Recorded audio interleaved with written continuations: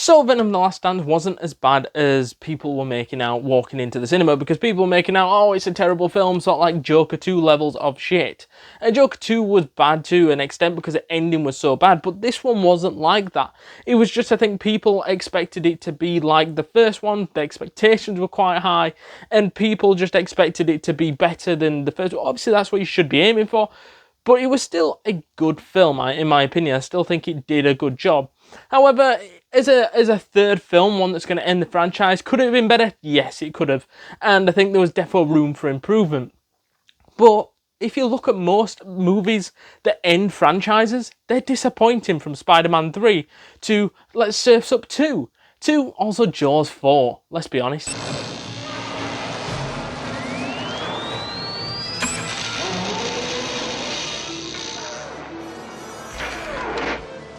Yeah, Jaws 4 was definitely 100% worse than Venom 3, let's be honest. I do think the main reason why this movie was a little bit disappointing in many people's eyes was simple reason being it was rushed. The movie felt rushed, not sure if that was because of the writer's strikes, you've got to encounter that and maybe put that down to a reason why this movie did feel rushed. You've also got to put into the fact that I think that the story was great and all, but I don't think they executed it brilliantly well.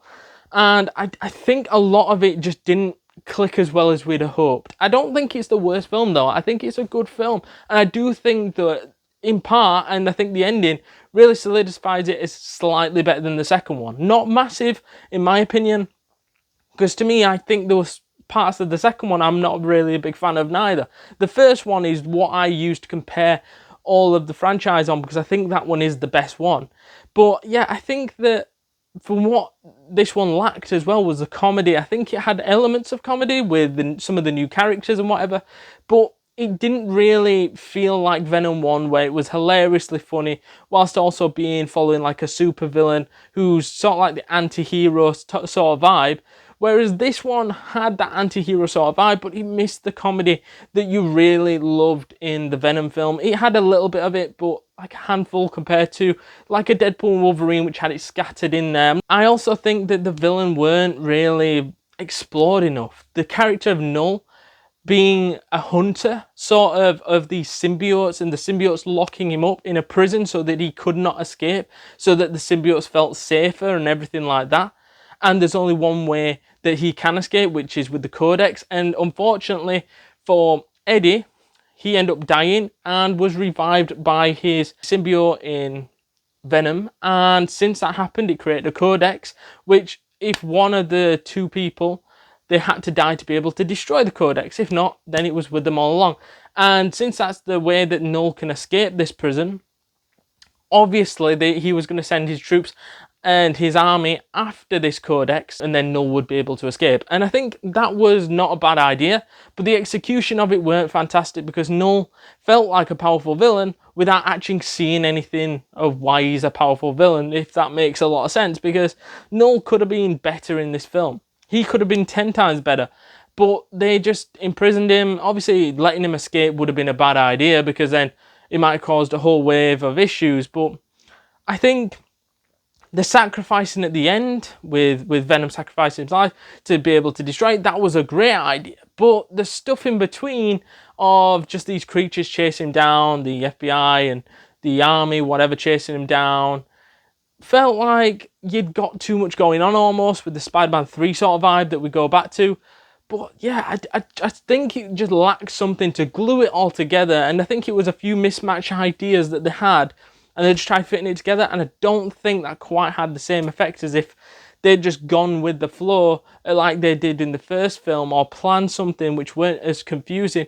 And Null seems to be like a really big supervillain. Since they didn't actually use him, it didn't feel that impactful to see Venom even face up against him once or anything like that. So yeah, I do think it was disappointing from that angle of things, and what it was digged up to be was like, oh, this supervillain, this great supervillain fighting Venom, but we didn't really get to see that fight. We just got to see a load of symbiotes fighting Null's army. That was really it. And we got the teaser at the end, in the end credit scene, showing that Null might be back in a future film. But it's one of those now where you're thinking, I think you missed your opportunity to really present Noel as a great villain in this film, and I don't think they quite got that vibe right. Saying that though, this weren't the worst villain I've ever seen in Marvel movies, because Malekith exists, let's not forget, in Thor: The Dark World, and he was shit. Witch! I mean, the reason why I think it's better than the second one all comes down to the ending. The ending was perfect, and I'm not saying that the ending of the second film were perfect, because it did a good job for what it was trying to do, but I think the ending of this was crucial into seeing where the future of Venom is. Is it in the MCU? Is it with somebody dying or whatever? And we now know that it's because Venom dies at the end of this film. In which, going off the name of it, we knew something big was going to go down because it was The Last Dance. And obviously, the famous documentary with the similar name is Michael Jordan hanging up his boots. That sort of is the case with this idea, because it's like, well, what's going to happen? Like, going into the film beforehand, well, is Eddie Brock going to die? Could do. Venom going to die? Well, that's a possibility. Or are they going to retire somehow? And you're like, well, retire is not going to be an option, in my opinion. So the other two are the only options in my mind, and Venom probably was the obvious option because there's several different ways you can bring Venom back. However, there wouldn't be several different versions and ways that you could bring Eddie Brock back. So I think the way that they've done it was fantastic. I think, yes, it was exciting. Yes, it was good for that ending. And I think they had that sadness, drama that was built throughout all three of the films, and that sacrifice at the end of destroying the Codex was fantastic in stopping Null from escaping. I like that. That idea was great. I think the end and the little like homage to him at the end was fantastic, and a good end for the franchise. Before we jump back into this video, guys, please do us a massive favour and smash that subscribe button, because you do not want to miss a thing this week, next week, and the week after, because we've got tons and tons of content planned for you guys, and you can do us a massive favour by smashing that subscribe button, joining the community, getting updates to all the latest videos, from the YouTube shorts to the actual videos. It is well worth it, completely free, and you will not regret it. So to summarise Venom 3 then, 7.4 out of 10, and a lot of people may disagree with that. The reason why is simply for that ending. The film ending was the best for the franchise. The movie as a whole, I think it weren't as bad as people make out, and I think there was comedy moments in there. Could there have been more? Yes. Could the movie have been better? Was there room for improvement? Yes, that's why it's not an 8, a 9, a 10 out of 10. And I think the rating is also the fact that it did do things that I liked. The symbiote action as well was pretty fucking good at the end. So yeah, it might be that I just got carried away with the ending of the film and parts of the comedy in the film, but I think it is genuinely 7.4 out of 10, even though we're conflicting whether to put it as a 6.9, 7, whatever, coming up with tons of different ratings for it. Then I settled on 10.4, and it is a tad a little bit better than the second film, in my opinion. Let us know your thoughts down in the comments down below, though. Do you agree with that rating?